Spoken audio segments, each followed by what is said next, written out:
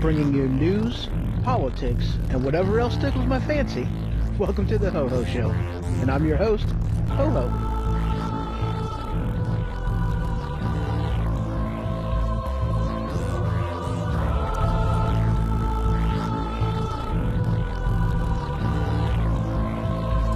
Broadcasting live from the attic. You can check out my website, thehohoshow.com. You can follow me on Twitter. You can email me, hoho@thehohoshow.com. You can check out my YouTube channel and find me on Facebook. Telephone number, as always, 217-917-4405. If you want to call and be part of the show. A proud member of Weaponized Sloth Productions. So welcome to the Ho Ho Show. And as always, I'm your host, Ho Ho. Yes, I am. All right, guys. Well, this weekend was kind of a little on the hectic side. Saturday, running around all over the place trying to get a computer case. I finally got fed up with the other one. Went ahead and I built it, the new one, which was all good, fine, and dandy. But wow, does it take forever to program a computer from scratch. Especially whenever you're not even putting it in a case. Because I didn't have it in a case at all. Not at all. Just going to check real quick to make sure everything connected as it should. Looks like it has so far. Very, very good. I'm loving it. All right. So, yeah, got the computer up and going. And, yeah, it's been interesting. It's very, very nerve-wracking, just in case you guys haven't done it. Because I don't have a power button on the motherboard itself. So, needless to say, I got to use a screwdriver and bump a couple posts in order to turn the thing on. I don't recommend doing that, but I mean, that's the only way you can do it whenever you're building it outside of a case, doing a test bench and whatnot. And so that's what I've had to do. So it kind of sucks. I am going to be getting a case before next weekend. Just something, a little something to put it in until mine gets finished. And she has started on that. So, she had all the sketches done and whatnot, and I told her, I'm like, I don't want to look at it. I want to be surprised. So, I'm going to be surprised. So, hi. Yes, good to see you. So, yeah, it's been an interesting week so far. I'm going to be going up to Canada, so I will be back Friday afternoon. So, I am excited about that.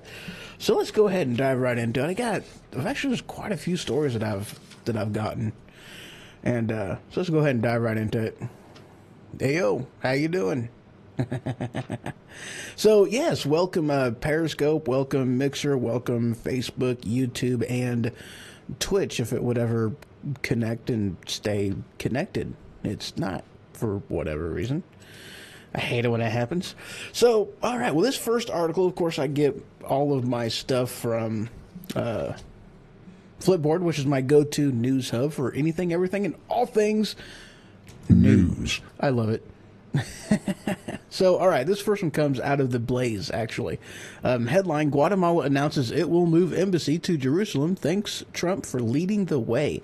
I just thought that was interesting. Now, it was one of them things that one of my assumptions was that, you know, with Trump announcing he was going to be moving our embassy to Jerusalem, like actually acknowledging that Jerusalem is the capital of Israel, that it would kind of pave the way for other people to do the same thing. So I'm glad that Guatemala has actually taken this leap. I really didn't get too far into the article. I didn't see any type of a time frame as far as when I was going to be doing that. Oh,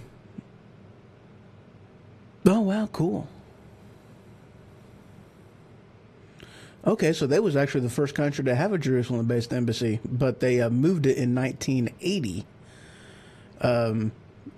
Because the UN Security Council told them to. Yeah, they are no fan of Israel at all. But yeah, I'm not seeing in here where it's saying that they are, when they are actually going to be moving it. So yeah, I don't know. All right, moving on. Oh yeah, so I'm kind of going to be sliding into some North Korea stuff on this one. And there's, you know, quite a few different headlines of which case that I had read on this one. And let's go ahead and pull up the first one. As soon as it, oh, wow, yeah, see, this is all in. Yes, I want to translate this. I don't read Chinese. Translate. Yes, it's being translated. All right, so very cool. Oops, 404 error. What are you talking about? All right, well, you know what? Maybe I'm not actually going to read that. Let's just go to the headline because apparently I don't read Chinese. All right, so anyway, this article comes from dailynk.com, and the headline reads, internal Kim Jong-un memo reveals no desire for talks with the U.S. And there's a few different things that's actually going on this one, from what I've gathered. One of them is that, you know, yes, they have no intentions of getting into a conversation with us because, for the most part, is the one thing that the U.S. wants from them is to completely stop with their nuclear advancements, technology, you know, searching for all that stuff and trying to become a nuclear powerhouse. We want them to stop. They're not going to stop. So until we can kind of find some, I guess neutral ground on that, we're really not going to be able to move forward on that. You know, I mean, we're definitely on a standstill. So things are heating up. And speaking of, we also have a South Korea. Yeah, there we go. This next headline comes from, I think, BBC, if I'm not mistaken. I think it's BBC. Yeah, BBC News. Headline, North Korea's Kim Jong-un meets South Korean envoys. And basically, from what the headline says, they're trying to broker possible talks with, you know, with the UK, with North Korea, with the UK. Yeah. Now, South Korea is trying to go up to North Korea and talk to him into basically getting together with everybody, all three of us, and try to work things out. You know, I guess tensions were pretty high come, you know, during the Olympics, and yeah, so not looking good. I mean, it's really not looking good, you know. And speaking of, another one that I had read, oh yeah, that's not related. I mean, it is, but it isn't. So, but this next one that I even looked into, and you know, again, I mean, it's one of the things that we want them to stop with the nuclear weapons, stop with the nuclear arms race, and they don't, you know, they're not going to do it. They have their reasons. They're not going to do it. Quite frankly, I don't like the guy having nuclear weapons because, I mean, come on, hey, the guy's insane. I know he's insane. He thinks he's a god. I mean, very much so. I mean, that's how the guy's raised, you know. So, moving on, this next story, and this is kind of as a, you know, when other countries take notice about about a quarrel going on between two nations, you know. So, here's this one. And this one comes out of NBC News. Headline, China boosts defense spending and it cites war preparedness. You know, they are very much, you know, keeping an eye out on what's going on, trying to be as proactive as possible, just in case type of a thing, you know. And I know that there was articles that I'd read a while back ago that pretty much stated, well, okay, yeah, it stated that by April, I think was the time frame that they were looking at would be just total, you know, like sliding into war. And that's one of them things though too. You know, I mean, if you guys actually kind of pay attention to, you know, the overall stage on this whole entire thing, you know, I mean, you can really see how the chess pieces are getting put together, and people are picking sides. You know, very much so. People are starting to pick sides even now. You know. You've, you know, with China, with Russia, Syria, Turkey, Israel, you know, they're picking sides. And this is one of the things that, considering how, you know, not only with North Korea, with Russia, with China, you know, how there's been a back and forth and a quarrel going on, but especially also with what's been going on in the Middle East, you know, we are well into, all right, listen to me when I say this, we are well into World War III, okay? If you go through the history books and look at what was going on prior to World War II, World War III, the games that were being played, the alliances that were being made, the you know, the shifting of things and just the pressure that was put on them, you know, whether it be through sanctions or, you know, whatever the case may be. If you actually pay attention, you know, through the history books, which I know nowadays is a little bit harder to do, but if you pay attention and you look at it and you see what was going on and what was happening, and then you look at just the overall state of everything now, it'll make your head spin. And it will give you, it'll give you a good idea as to where we're at. You know, and what's the next things to look at, you know, as we move forward. You know, so that's just kind of what I want to leave you with on that. So I'm going to go ahead and take a quick break. When I get back, I've got, oh man, dude, wow. All right, I've got some some gun control stuff. I've got some Trump news. I've got some just all kinds of miscellaneous crap I'm going to be getting into. See, talking about CNN, bunch of retards, you know, and yeah. So this next segment is going to be the gun control, pro Second Amendment, you know, good time. So, a few minutes, motherfucker, can't believe I did that. Sorry. A few minutes, and I'll be right back. Let me get into this. Okay, a few minutes. I'll be back. I'll be back. I'll be back. I'll be back. I'll be back. I'll be back. I'm back.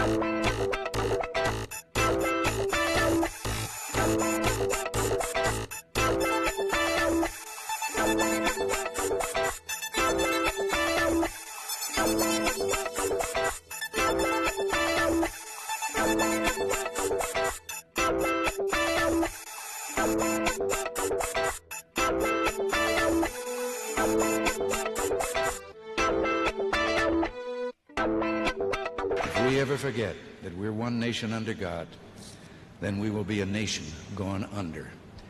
I am back, and welcome, my favorite redhead. How you doing? All right. So, as I promised, I'm getting into the most lovely type of topic that I love going into: immigration, gun control, and all kinds of good stuffiness. So, this first headline that I want to get into comes from NE News Now, headlined, I love this one, I really do. Oakland mayor to pay for tipping off illegals. Yeah. So, reading this, Oakland, California, and it's been one of them things that, you know, California, big surprise on that. It's not just a sanctuary city. It is a sanctuary state.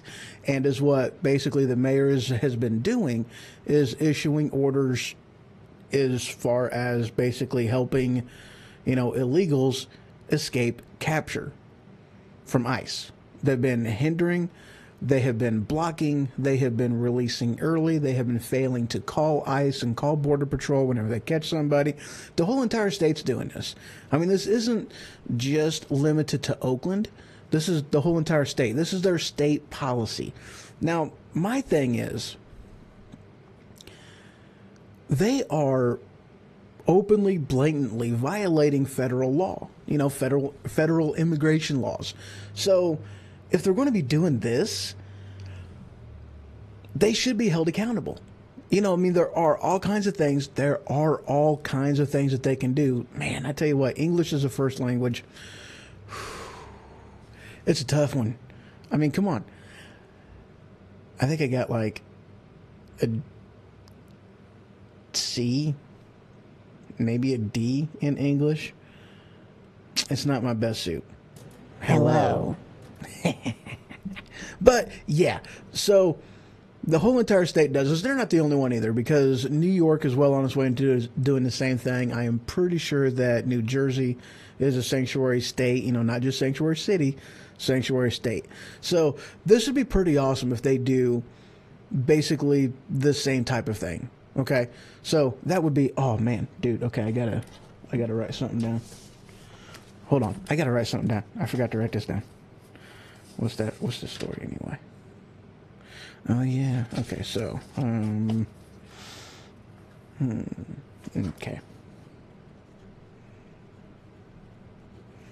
A story that I'm actually wanting to get into on the last segment, or maybe at the end of this segment. I don't know. I haven't decided which way I'm going to do that. So they definitely need to do something about this. You know, it's one of them things, and I've said it before, and I'm going to say it again. You know, one of the best things that they can do all across the board, if they want to basically stop illegal immigration, is stop hiring them. That's all I got to do. If the paychecks dry up, if the jobs dry up, they're not going to come.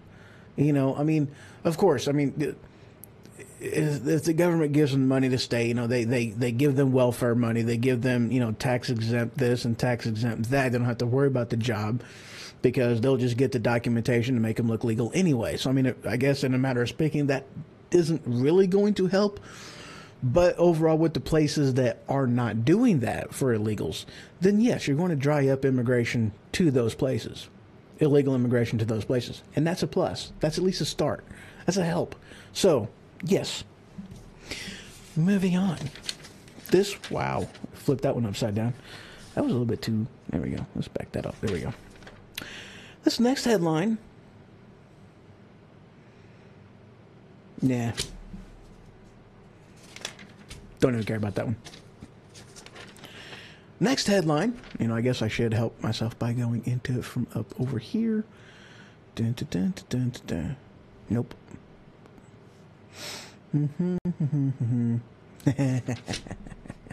Yeah, that's funny. All right. Trump. Yeah, here it is. Headline, this comes from Vox. VOX. Headline, Trump wants immigrants to be afraid. And 2 new studies show that it's working. So, yes, children are, well, from what it says, communities are in distress over what's going on. And you know what? Hey, they should be. I don't, you know, when you, granted, they might be wanting to come over here, you know, to better themselves, for more opportunity, for this, that, and the other. And I have no problem with that. But the problem is whenever they come here illegally and then expecting us to just open our doors, open arms, let them waltz on into our houses and take over. You know, that's when I have a problem with this. You know, we have this thing called legal immigration, okay? And whenever we get, and this is one of the stories that I passed up, is whenever we get slack from Mexico because they want us to just take in their undesirables, you know, that's more or less how they classify them, as their undesirables, the ones whom they can't, the ones who don't support themselves in the workforce, they send them up here. And then they yell at us for not just opening them in, you know, welcoming them in with open arms. That's more or less what they do. And have you guys actually taken a look at the Constitution, Mexican Constitution, when talking about immigration, what immigrants can do, both legal and illegal? You know, I mean, basically, let's put it this way. You can't own a business in Mexico unless you are a Mexican citizen. You have to be a citizen to own a business. Not in America. I don't even think they let non-citizens vote. Period. They treat their non-citizens, their immigrants, horribly. I mean, yeah, very horribly. But yet we're the bad guys because we actually want to protect our borders, protect ourselves, and not let the criminal element come over. I don't get it. I don't get it at all. Moving on. Next story.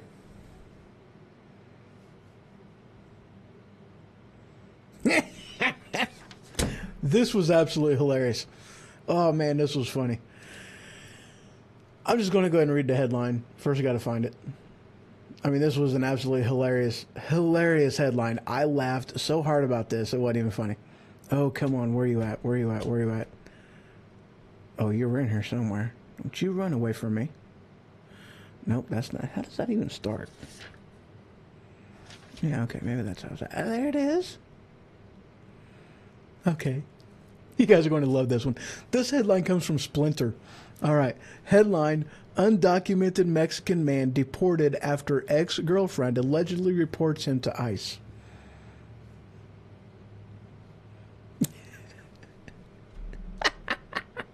Yes, this is live. So yes, headline, I'm going to read this again. Undocumented Mexican man deported after ex-girlfriend allegedly reports him to ICE. So yes, basically what happens is she got mad at him. She reports him to ICE. He gets deported. Oh, that was so funny. I laughed so hard.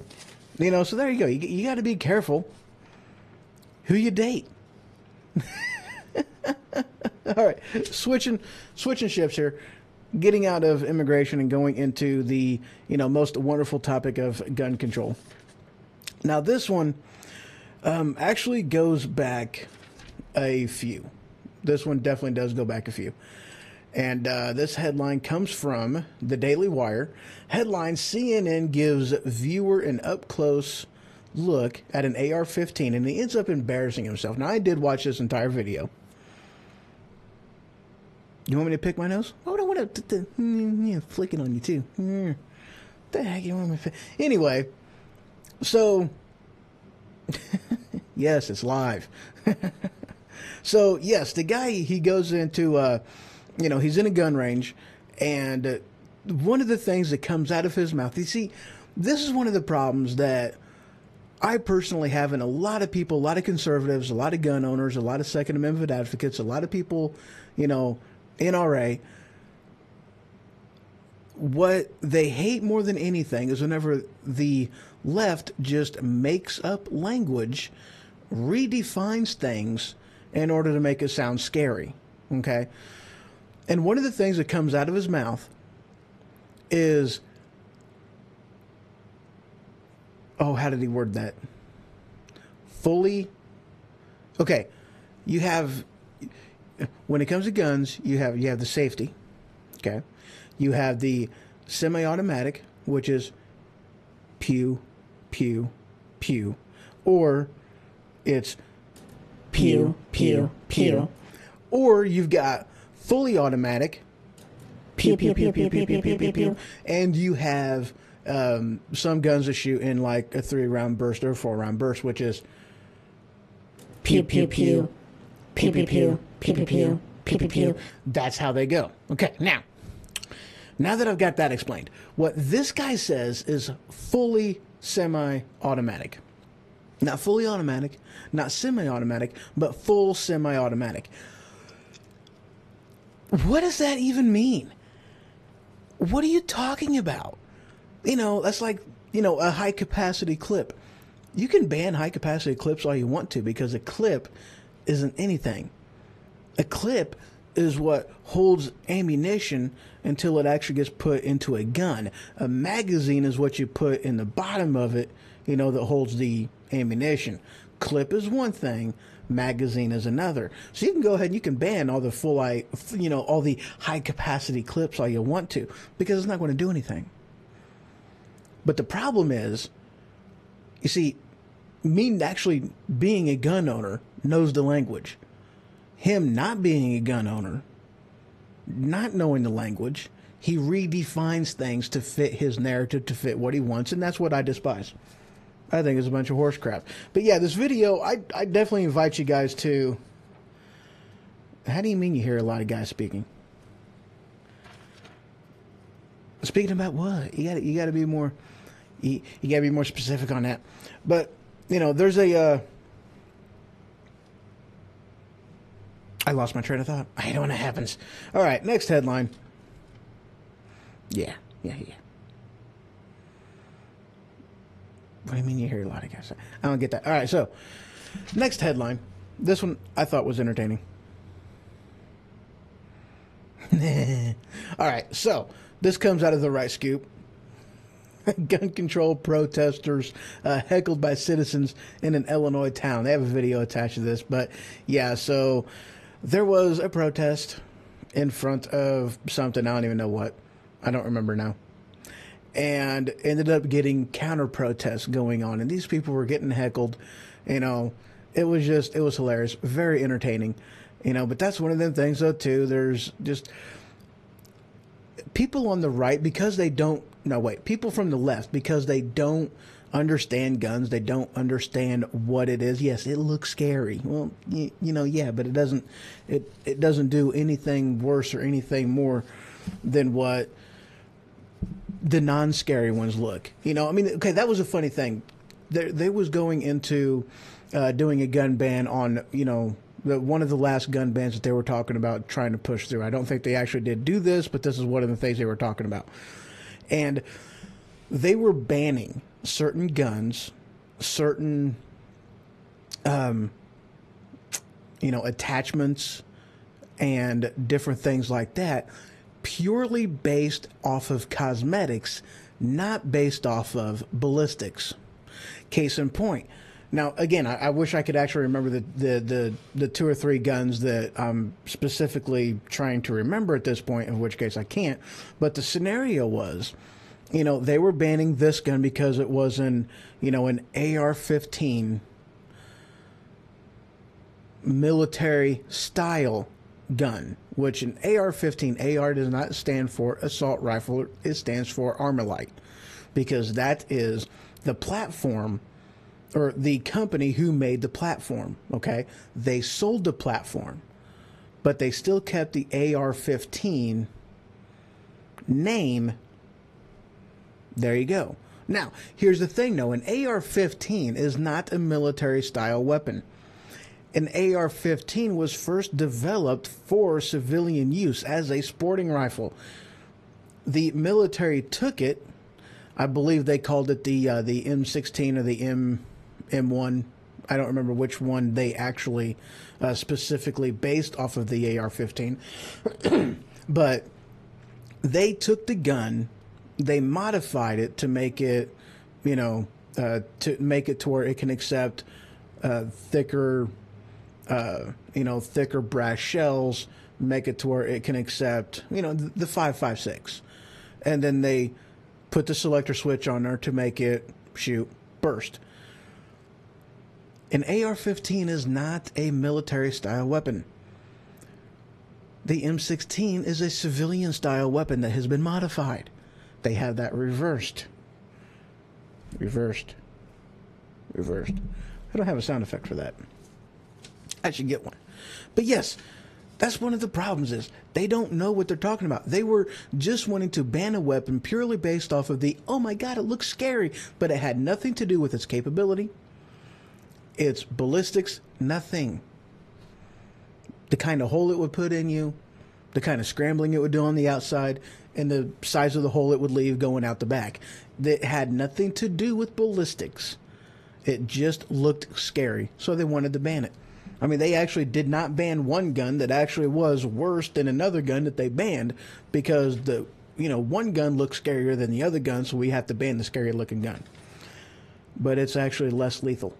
Yeah, but it looks more scary, so that makes it deadlier. You're smoking crack. They're smoking crack. Moving on. Oh, yeah. This one I actually did think was pretty interesting. Let me find it. Yeah, there we go. This headline comes out of IJR, Independent Journal Register, I believe. Maybe. Could be wrong on that. Anyway, headline, anti-gun efforts in Florida seem to be having different effect than activists hoped.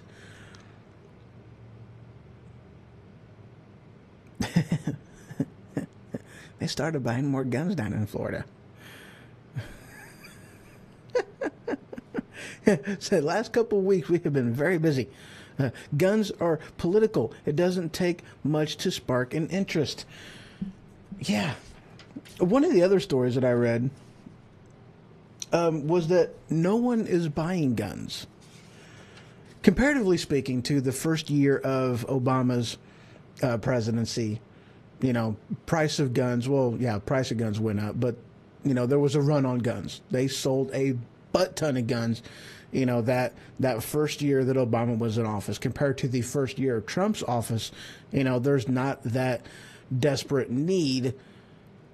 People don't feel that need in order to buy guns. However, whenever all the rhetoric start up, then yeah, you get more people wanting to buy guns. Whenever they talk about banning guns and, not making it to where they can buy it anymore, number of ammunition and number of magazines in there, yes, you get a bigger run on that kind of thing. So the more you talk about it, the more you are threatening to ban it, yeah, the more people are going to buy it. It cracks me up. Now, here's one of these other things, too. Keeping in with the, gun aspect of this,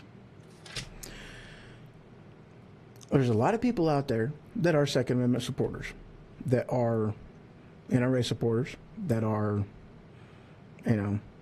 homegrown country folk. There's a lot of them out there. A lot of us out there. I definitely classify myself as one of them. And this next story, which comes out of Fox News, headline, NRA boycott when Delta United and others protest the gun group. They're boycotting upstanding Americans.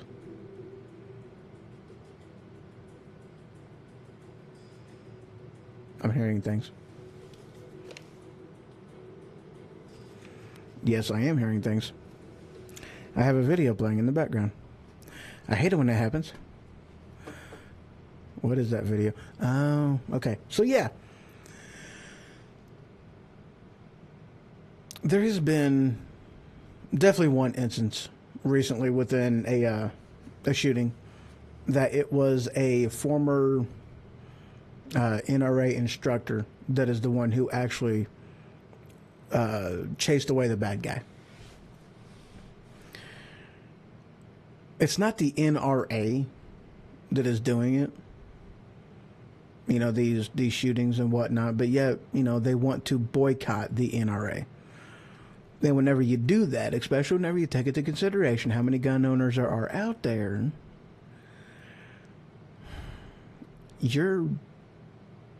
all you're doing is calling an outstanding citizen a criminal.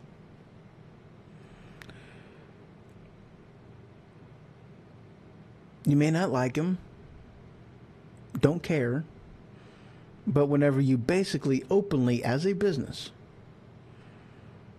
call an entire group of people criminals whom are law-abiding people, whom are doing nothing more than exercising their constitutional right to keep and bear arms,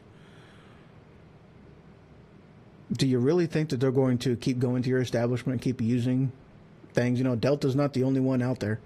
United is not the only one out there. And even if they were, people could still drive, you know, rent cars, drive themselves in their own car. Yeah. I don't understand why you would want to alienate your customers, because the NRA isn't the problem. 300 and some odd,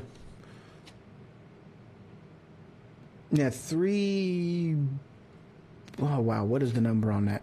Really freaking huge number of gun owners, and even bigger freaking number as far as guns. If the gun owners were the problem, you know it. It's not. And speaking on that one, this next one, I was a definite advocate for this one. Now, the headline says, concealed carry reciprocity is in no way threatens states' rights. Now, the headline, whenever you actually get into this, and this comes out of the Federalist, if concealed carry reciprocity would violate states' if concealed carry reciprocity would violate states' rights, so does the Civil Rights Act. Mm-hmm.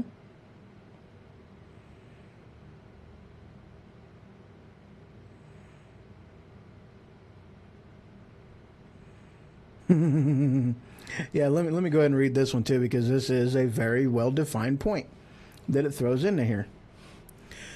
The Concealed Carry Reciprocity Act would simply prevent states from punishing constitutionally protected activity in a less severe manner than the Civil Rights Act of 1964. So one of the things that it was talking about this is whenever you have two states that border one another, and the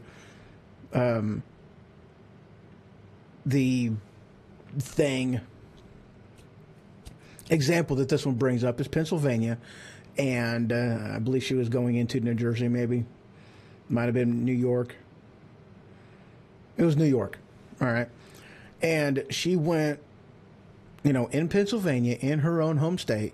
You know, she had a concealed carry license. She had her gun. She was activating completely within the law. She crossed the state line. Next thing you know, she is now a criminal. You know, you get a marriage license, which is not something that is constitutionally protected. You know, okay? So let's say you live in a state that does not honor gay marriage. You go to Vegas, you get married. It's all legal in the state of Nevada. And then you go back to your state of Salt Lake City, Utah, where it is not legal back in the day in order to have that type of, same-sex marriage. But your marriage license is still honored and is still valid because of reciprocity. And that is not a constitutionally protected thing. But yet, you have a license to carry a firearm, legally showing that you have gone through some type of class, some type of training, safety training, a course. Here in Illinois, it consists of 2 8-hour days on Saturday and Sunday that you have to go through in order to get your concealed carry, with range time, with, teachings of the law, safety courses, what's right and what's not. You go through some of them things, man, I tell you what, they're pretty intense on the type of training that they give you, but you go from one state to another, something that is constitutionally protected, and now you're in jail because one state does not honor another state on something that's supposed to be a constitutionally protected item. I don't get it. I don't get it. So I'm going to go ahead and take another quick break right about here. And when I return, this is going to be fun.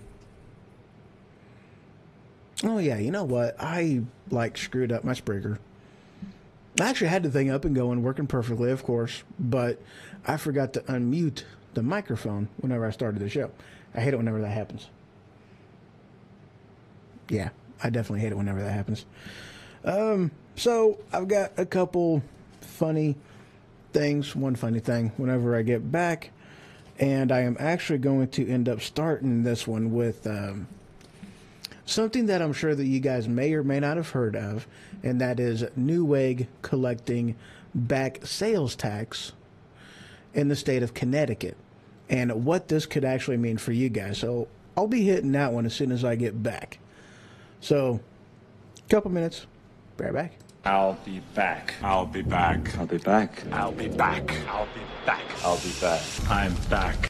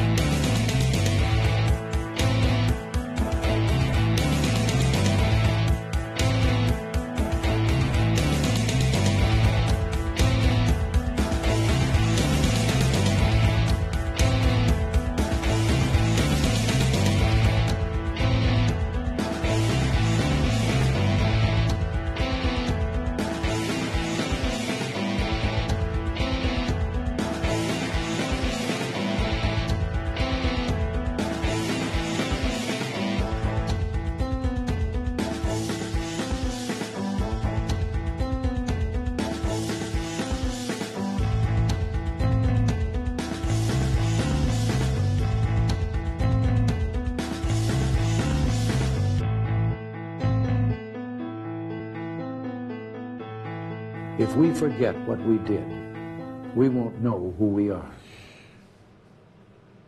Welcome back. All right, so as I promised, and quit licking the cat. Meow. Shut up. Dang it, Fluffy. Newegg. So just in case you guys haven't heard, all right, Newegg. All right, here's what the skinny is. Ooh. Ooh. Get off that screen. Whew. So here's what the skinny was. Considering a lot more states are, well, okay, considering a lot more people are going in and doing online orders and whatnot, all right, the only time that a company absolutely positively has to put sales tax on something that you buy online is if they have a business address within that state, whether it be an office building, whether it be a distribution center, whatever the case may be. If they have a physical address, a physical legal address in that state, they have to stop stop licking Reese's Pieces and her brothers. Yeah, I don't know which one it was either. Yeah, but Reese's really looked delicious, though. I mean, that's what I called it. I mean, I don't think that was the actual name, but just looked delicious. Well, I like Chinese food. Oh, I shouldn't have said that. I shouldn't have said that. But getting back to this, so if you have, if that business, the click and order store has any type of a physical address within that state that you are ordering from, then that state definitely and will charge sales tax. Now, here's the thing, okay? Regardless of the transaction, regardless of anything, if you buy something online, you are supposed to be paying a sales tax on it. So, regardless of anything, okay, like you buy something on Amazon, they don't put sales tax in there. You're still supposed to pay sales tax on that. You're still supposed to. So what Connecticut did is they went to Newegg and they were like, hey, now from what I had heard, there was absolutely no actual court order involved in this. Okay, so they wasn't required to do what they did by law. But Connecticut went to them and was like, hey, do us a favor. We know that you guys have been doing business in our state, and what we would like you to do is, one of two things. Either, just give us the information of the people in Connecticut that have purchased items from your location in the past, within the past 4 years, and we'll get sales tax from them. Or you can just, start charging sales tax in our state, and we'll call it square. Now this was just basically some type of a memo that that Connecticut, IRS had sent to them. And instead of going the route of, we'll just go ahead and start charging sales tax in you guys' state, they went ahead and they just gave Connecticut for the past 4 years, all of the invoices, all the receipts, all the purchasing of what people have been doing in that state for the past 4 years. And then the IRS then from Connecticut has been going to them and, yo, Blade Storm, how you doing? So, yeah, they've been going to them and getting all the back taxes for the past 4 years from those purchases. Now, here's the scary thing. The scary thing is that because of what Newegg did, this is going to start, hopefully it doesn't, but this very possibly could start a precedence and a trend in online buying. Okay, so keep this in mind and pay attention because, it is very possible that a lot of people end up getting hit with these back sales taxes. So far, the only one that I've heard of is Connecticut. But here's the thing, guys, okay? Considering so many people are buying items online, that is a lot of revenue that the state is losing out on. And they are hurting. They are wanting to make up that money. So if they're seeing this type of a precedence getting set from Connecticut with Newegg, it's only a matter of time before other states start doing it as well with other companies. Okay, so think about the amount of things that you have been purchasing online. Holy crap, that's a lot. Bigger companies purchasing a lot more things. This could be like holy crap type of a thing, so be mindful of that and start paying attention, because I don't want anybody to get hit with a really huge bill from the IRS, I mean, like, I'm sure that there's going to be things that that they can do, some type of a payment plan. So, I mean, it's not like it's going to be, hey, you owe us, $5,000, pay me tomorrow, or you go to jail for the rest of your life. It ain't going to be something like that. They're going to do payment plans.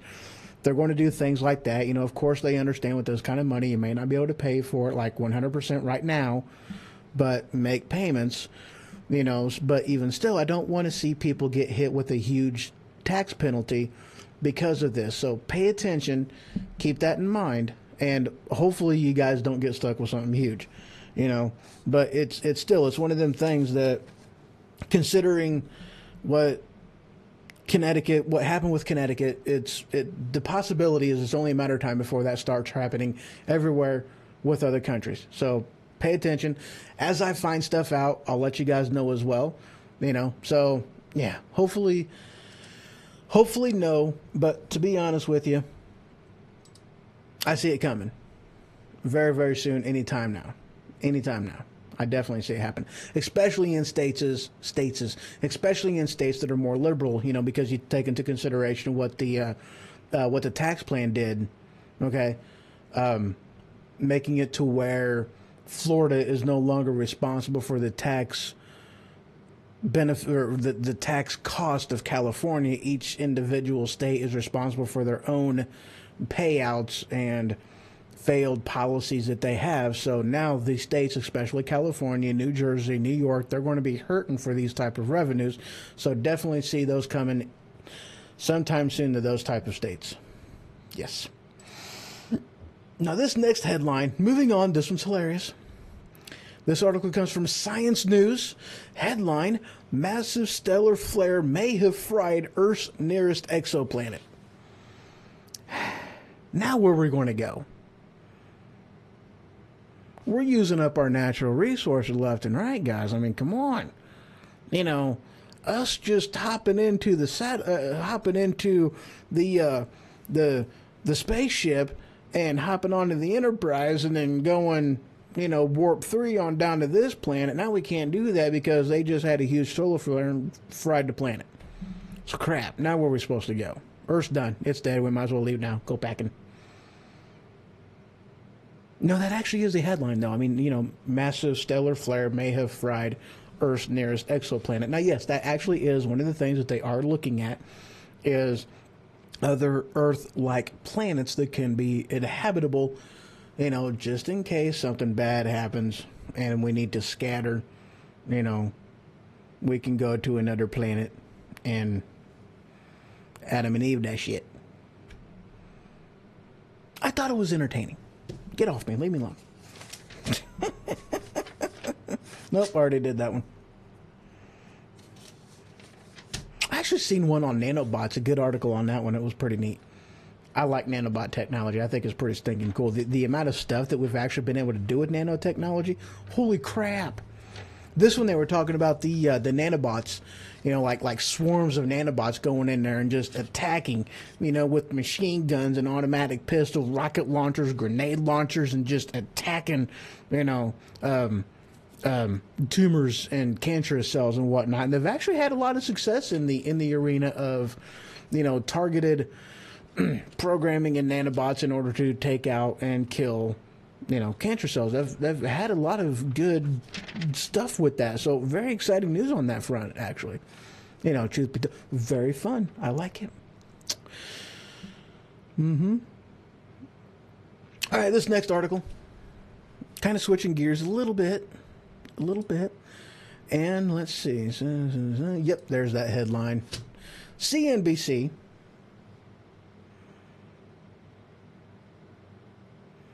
Oh, yeah, they use it for porn? Sweet.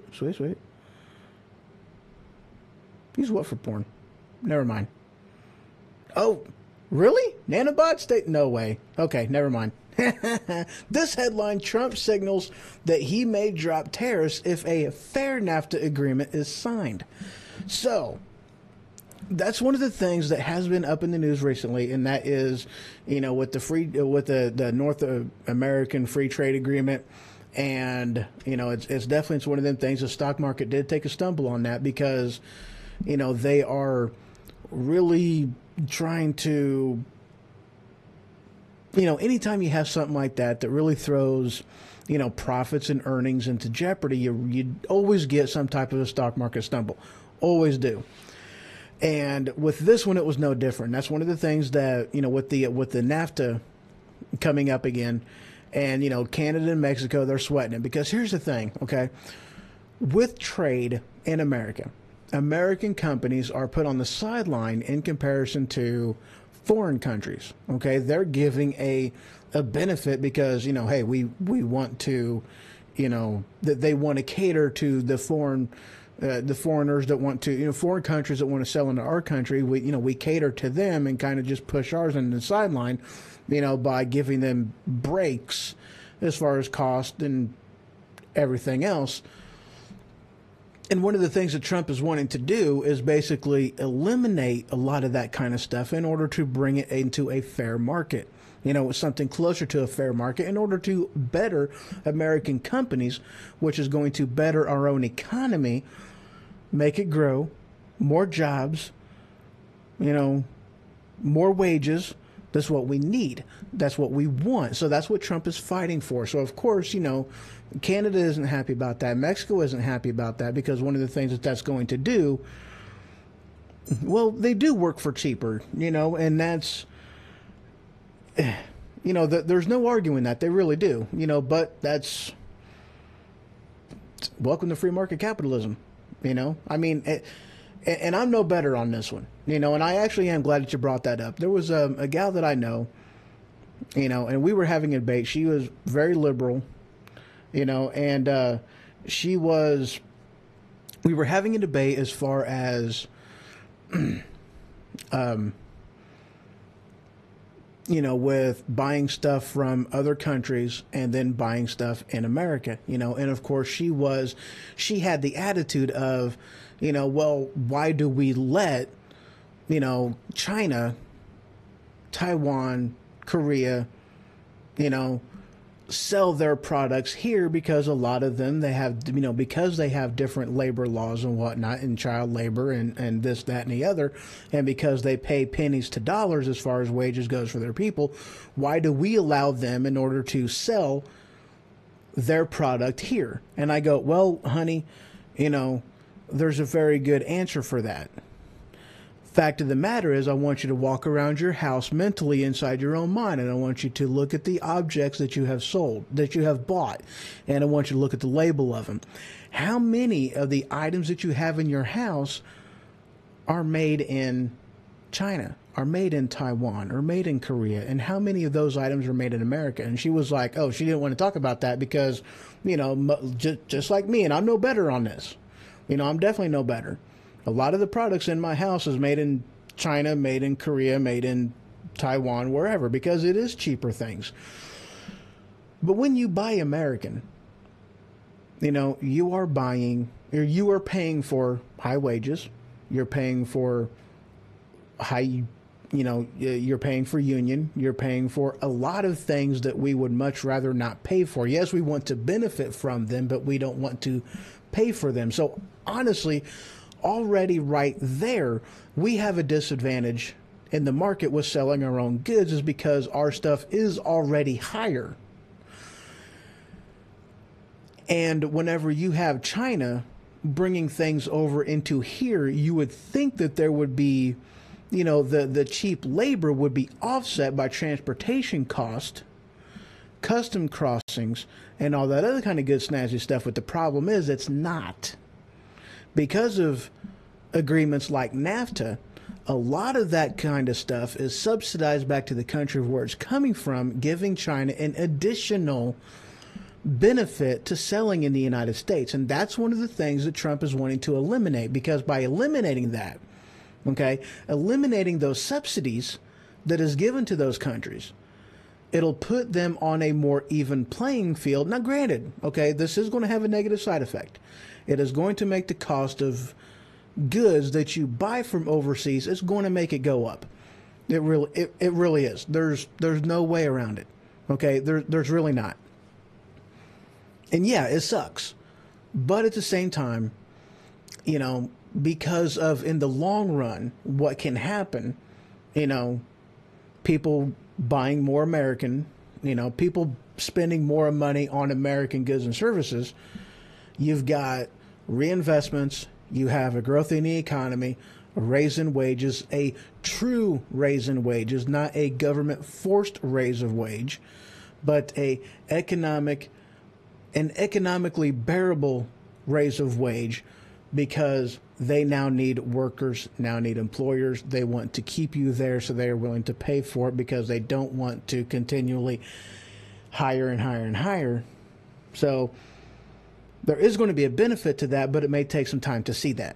That's just the way it is. Yeah, I like the cheap things too, but I like that this is going to benefit everybody. High tide raises all ships. There we go. And I actually kind of talked about that one because this next headline, Trump attacks China and no, not that kind of attack.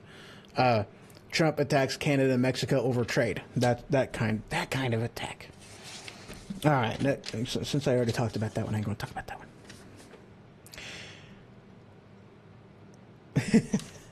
Okay.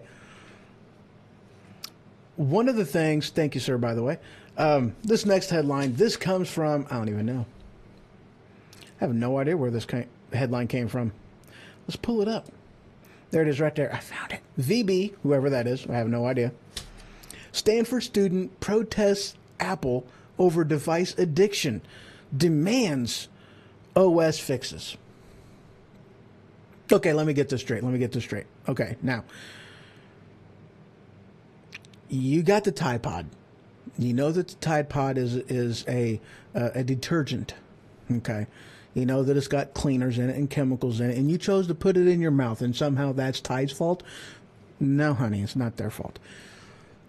Stanford student protesting Apple over device addiction. Look, Apple makes their devices. They want them to be enticing. They want you to stay on your phone and play it so that this way they can pump more ads in front of your eyes and then make some money off of you. That's what they want. That's what they want. So why are you going to, demand that Apple fixes it? Honey, it already works. I don't get it. That's what they programmed it to do. That's what they designed it to do. That's what they wanted it to do. And you're wanting them to stop. It don't work like that, honey. You've got to own that shit. Okay? You've got to own it. Own it. That's right. That's what you got to do, because if you have an addiction with your video game on your Apple, then just put it down. Don't plug it in. Get rid of your charging ports, because Apple's doing a good job. I'm not a fan of Apple. Anybody who's watched me for more than, how long have you been watching? Anybody who's watched me for any amount of time pretty well know that I'm not a huge fan of Apple. And it's not for anything in particular. It's a one-size-fits-all. It's got a lot of benefits, and I will acknowledge that. It's a good business model. I acknowledge that. But I'm a Droid person. I like the flexibility. I like the freedom. I like to be able to customize and personalize in a way that you are not going to be able to do on Apple. I like to own not only my phone, but everything in my phone. With Apple, you can't do that. More security, a lot less of a risk of malware. Frame of mind, I give Apple that. I give them that. I really do. So yeah, you can't protest Apple for doing exactly what Apple intended their apps to be doing. It's ridiculous. Now, this next headline. I'm a technology guru as well. I like tech. I really do. And this next article,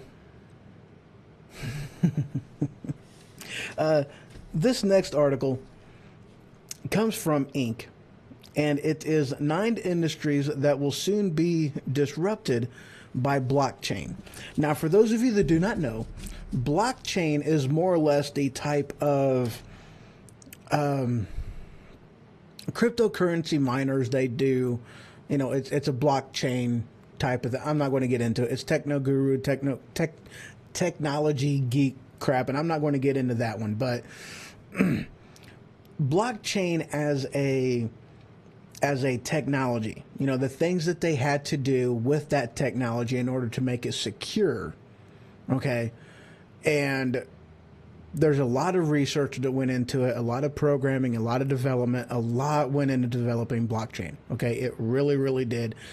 And due to how it works, the ledger system, due to how it works, it makes security really, really big. Okay, it really makes things more secure. So 9 industries that it says that are going to very much benefit.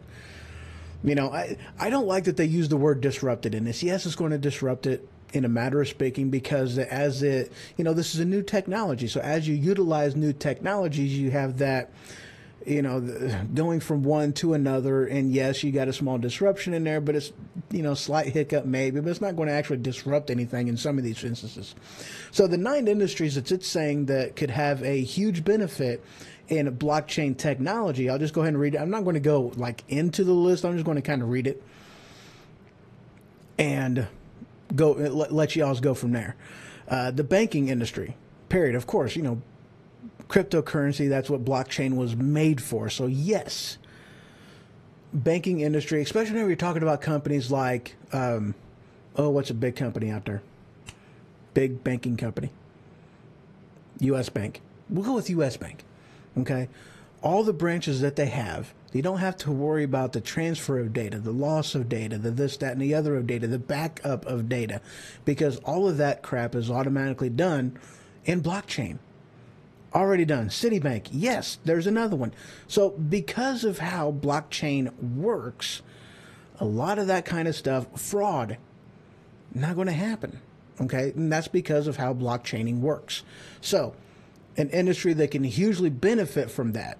Another industry, the real estate industry, and more or less they're bringing into that one because of, just for paperwork, legalities, leases, forms, different things like that, just making everything more accessible and more secure once all that information gets done and finished.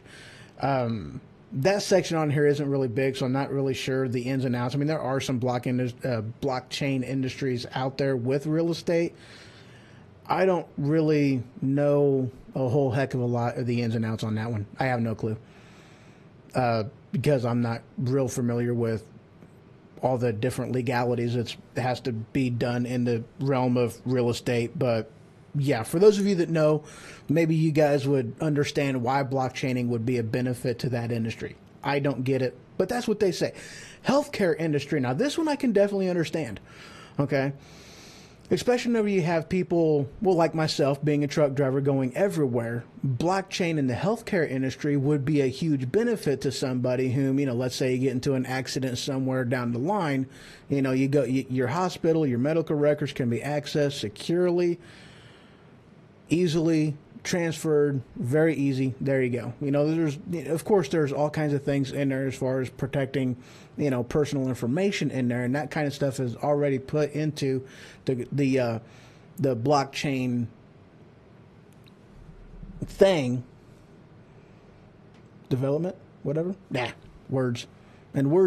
Yeah. So, that is another place where it could most definitely help. The legal industry, another one. Definitely could be a huge help. Cryptocurrency exchange industry. Oh yeah, like going from one cryptocurrency to another cryptocurrency. Your exchange rate on that one.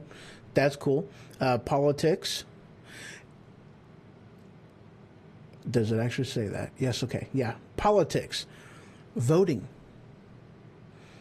To validate one's identity, where you live, your age, all that other kind of stuff. There, like basically one of the things that it says is that, recounting votes would be a thing of the past if they actually were to use blockchain technology in politics when it comes to the electing the ballot box. You know what I'm saying? Startup industry, with people whom are looking for investors.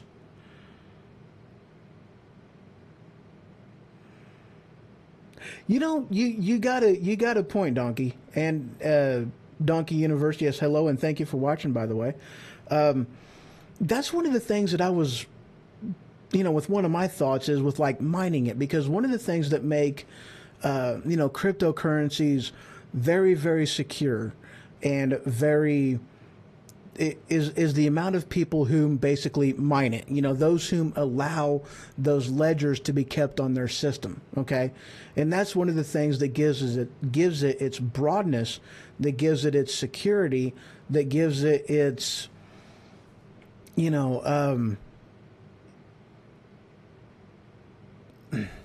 yes, huge benefit for it. So using blockchain technology in these type of industries, how are you going to make the blockchain something that a miner would want to do? I mean, where's the benefit going to be? So, I mean, if you are a miner for Bitcoin, there's a benefit to mining, to mining for Bitcoin, because you're not just mining Bitcoin, you're mining for Bitcoin. You get a reward for that, very much so. So what's going to be your reward for mining for a political type of a thing? Okay. You're not going to have individual people and individual companies individual people mining. You're going to have companies whom are going to be specifically mining all of this data.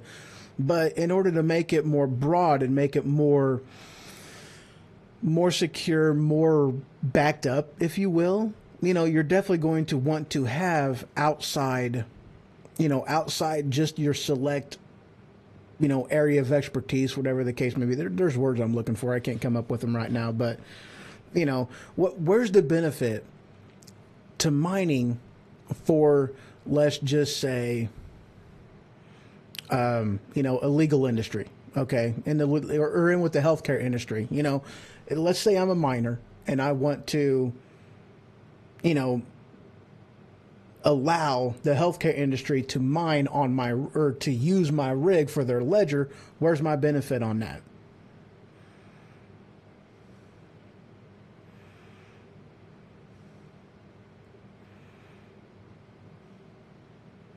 You very much have a point on that too.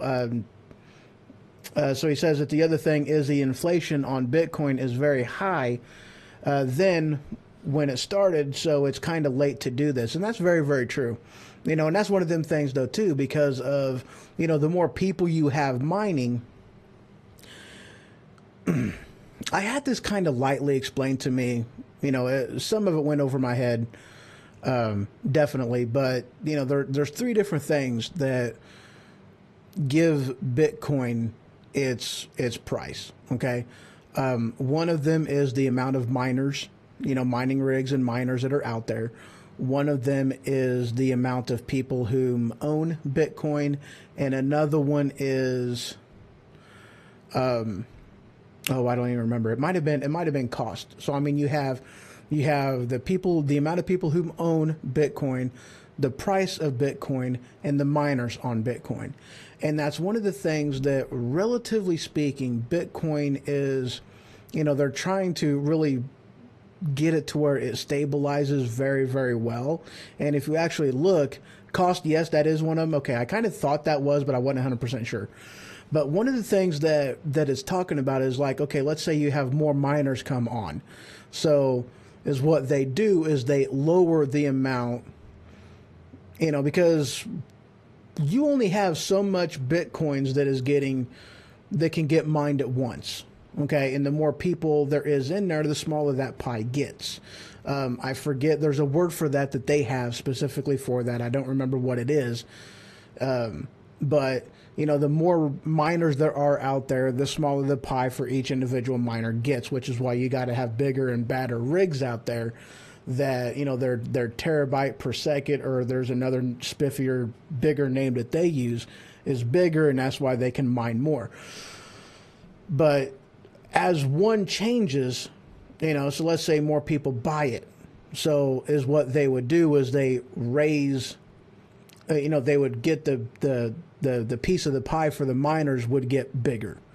in order to balance the cost back out again and balance the price back out again. So, I mean, there's a lot of things that they use in Bitcoin that it does actually help with them kind of keeping things as stable as possible. And of course, you're going to have jumps and you're going to have drops, and like anything is, you know, but they do actually try quite a bit, and with at least Bitcoin, to keep it as stable as possible, you know.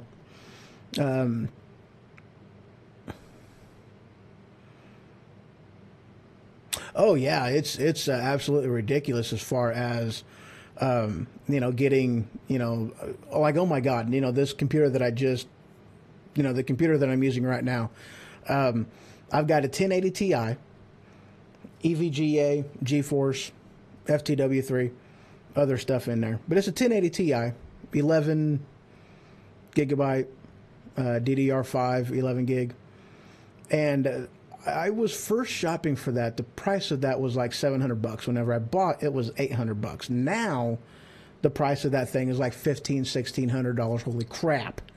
You know, the price had actually gone up quite a bit. But one of the things that I'd actually found out about that, and that's very interesting. I'm glad you brought that up. One of the reasons why the price for, you know, CPUs and GPUs and, you know, most things computer has gone up isn't actually because of the miners. You know, the miners, with the, you know, people mining cryptocurrency, that's one of the things that kind of brought this problem to the forefront. But the problem is they're not able to actually get the silicone quick enough in order to make it available for people that are using memory. Okay. And, you know, you got the car industry, you've got cell phone industry. I mean, you have a huge drain on the market right now when it comes to memory. And that's what the problem is. The memory, you know, it's not that they are not wanting to, you know, release more onto the market. The problem is they don't have the actual components to put into it, the silicone to put into it for the computing, for the memory, in order to get them shipped out there. And that's why the price has skyrocketed so much the way that it is. Wow, that's a lot. Wow, that is wow. I'm not surprised though. I mean, I'm really not with how much the price has jumped up. I mean, holy crap. I mean, I'm really not surprised. That's wow, that's a lot. But yeah, I'm really not surprised on that. So let's go ahead and finish this list on here. So I mentioned the legal industry. I mentioned cryptocurrency exchange industry. I mentioned politics. Startup industry is another one. The video industry is number 8. And the last one in here that they mentioned is number 9. So, yeah, so 9 different industries that can very much be affected and benefited by blockchain technology. I tell you what, cryptocurrency, I've actually thought about getting into mining, but it's one of them things that, you know, startup cost is kind of big, and considering, you know, considering how much you actually make per hour, you know, it takes like a year, well, anywhere from 6 months to a year in order to just start breaking even to where your rig will pay for itself. So, I mean, the break-even cost, it takes a while, unless you got, you know, like a really big rig, you know, but, I mean, even still, you know, the cost of actually making that money back to where you actually have profit off of it, it can take anywhere from 6 months to a year, depending on, you know, and this depends on, you know, your, the cost of your electricity. This depends on, you know, quite a few different things. All right. Well, you have a good one. Good night. Yeah, that was actually the last one anyway. So, okay. Very, very cool. Well, guys, that's actually all I got for tonight. So I thank you very much for watching. I do apologize about not being on any, you know, really during the weekend. I had, you know, technical issues, and, you know, so things so far are looking pretty good as far as what the computer goes. I do have a case coming that will be here tomorrow, so I will not give myself a heart attack every time I try to turn on this sucker, because it is, it's a, Tell you what, it's very, very nerve-wracking trying to turn that puppy on. It really is. So, all right, well, I thank you guys very much for watching. You guys have a wonderful evening. And let me get to this. There we go. All right. Take care, guys. Bye.